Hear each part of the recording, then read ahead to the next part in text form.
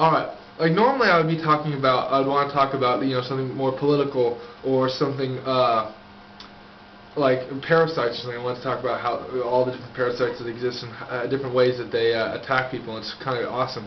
But really good bar story. Really good bar story.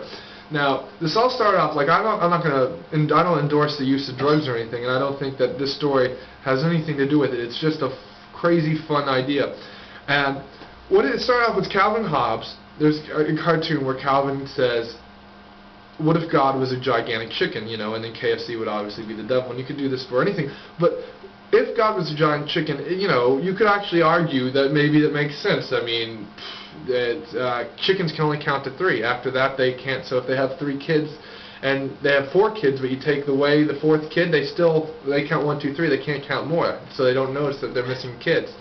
But anyways, so like if you believe in the Trinity, the chickens know no more than the 3. They know no more than God. They know no less than God.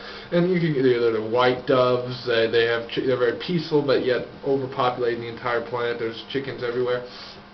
But that doesn't matter. All that matters is that within this concept, I had this idea like if you think about it, like what if God was going around, he was going from universe to universe, and he came across Earth, and he was like, fuck, there's some really good blow here. He's like, this stuff is great. So then he was like, you know what, he invents these single-cell organisms, right, and they develop, and then they kind of go into this little reptile area, and he's like, fuck the reptile, and then they start going to this mammalia stage.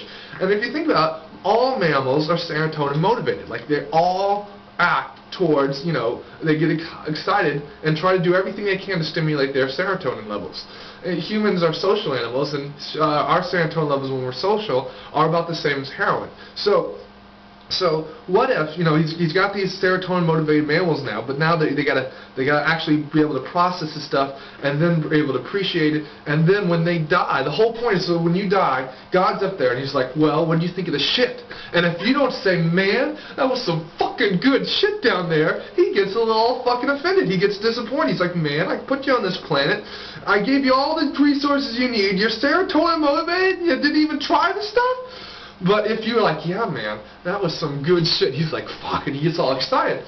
Now, if you think about it, like, humans are very irrational beings. Like, we got a senator in Ohio, I think, who doesn't believe that globalization is real, which is, and we got people like who vote for Bush because of because he's against abortion, even though there was more abortions under President Bush's first term than under Clinton's term, and that's because of raising poverty. With raising poverty comes abortion. Abortion and poverty go. You increase poverty, you increase abortions, and plus here's the guy that says I'm for babies, and then allows mercury poison to go into the water supply. Allows, fish are very important for the development of a human brain, the omega-3.